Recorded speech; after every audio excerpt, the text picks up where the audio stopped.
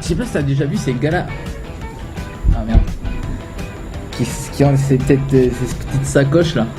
Tu sais, où ils mettent leur chéquier et tout dedans. Ça me fait toujours rigoler parce que je me dis, genre il y a 10 ans de ça, il y avait personne qui portait ça. Genre les gars ils avaient leur petite sacoche normale. Bon, je peux comprendre qu'aujourd'hui avec la sécurité il faut qu'il y ait la petite ceinture, tu sais, qui. Tu dis comme la mienne? Ouais, voilà, dans ce style-là. Ça fait depuis les années 2000 que j'ai une sacoche comme ça. Ah ouais? Bah oui, c'est bien. Ouais, mais en France c'était déjà à la mode. Ici ça fait pas des années que c'est arrivé. Non, mais je me rappelle, t'avais les espèces de racailles qui avaient ça avec les casquettes et tout. Et puis non, ils avaient le sac banane d'abord. Puis après ils avaient. Mais quelle erreur, De quoi, le sac banane? D'avoir créé le sac banane. Ah, le sac banane, attends, c'est super pratique. Hein. Honnêtement, tu me donnerais le choix entre une sacoche et un sac banane. Je prendrais le sac banane. Hein. Ah ouais. Sac banane, c'est comme ça, mais tu sais, en plus, dans ton sac banane, tu mets ton petit portefeuille à scratch là. Ah non. Et là, tu regardes la fille dans les yeux et tu. J'ai mes tickets resto. Mais attends, reviens, attends, le bus il est là. J'aime pas être comme ça dur sur un sujet, mais là non, le sac banane. Ah ouais. Ah non, il n'y a pas plus pauvre que le sac banane. C'est un sac banane et un mousqueton en guise de porte-clés, là tu. Ouais, mais je sais pas, peut-être dans les années 90, enfin. Bah oui, non, mais dès le début. Parce que en fait, quand on était parti en vacances avec mes parents, c'était dans les années 90 et ma mère avait le sac banane Slazenger. Et c'était genre les couleurs du sac sans déconner, hein. C'était noir, vert fluo, rose fluo, jaune fluo. Tu pouvais pas faire plus, tu vois, les couleurs des années 90, c'était ça.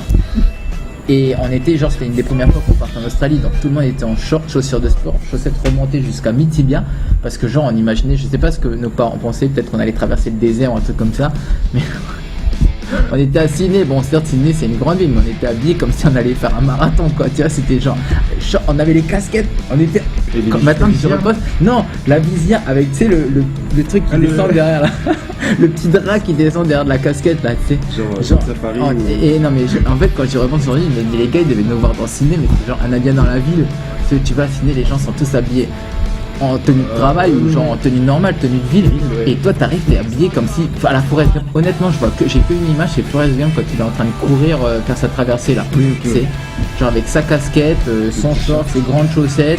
Bon, on n'avait pas la barbe, mais tu vois, et juste la casquette, bah tu rajoutes le petit vol derrière et le sac banane, et là tu as la famille Jono qui conquit Sydney. Mais c'était les années 90. Ah bah ouais. C'était sympa. Il y a un truc qui m'avait marqué justement là-bas, c'était que le soir la télé super tard, c'était des chaînes normales, hein, c'était pas le câble ou quoi que ce soit. T'avais Rage, tu sais, c'était un peu le MTV.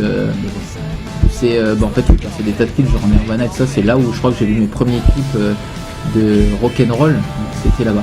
Où justement je crois que c'était Nirvana. Un des premiers clips que j'ai vu c'était genre Rage. Et c'était le soir, tout le monde allait dormir, mais quand t'es jeune, ta batterie elle se recharge super vite. Donc le soir j'étais le dernier devant la télé.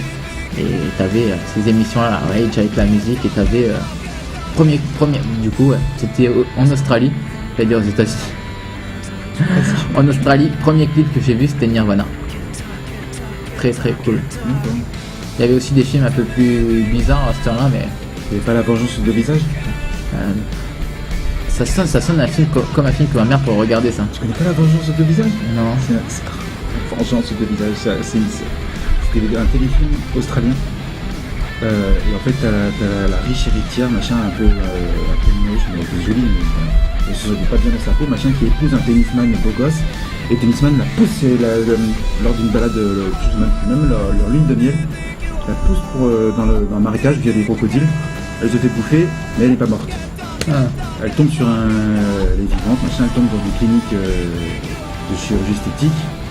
Et le mec, il a petit d'elle, le docteur, là, il l'a fait joli. Il s'appelle pas Drake de la mort. Non, il s'appelle. Il a gros barbe, mais c'est super connu La Vengeance de deux visages. Et du coup, elle revient, mais. J'étais en train de parcourir un film à ce moment-là. Elle est super jolie, elle devient mannequin, machin, et du coup, elle veut se venger, tu vois. Ah bah.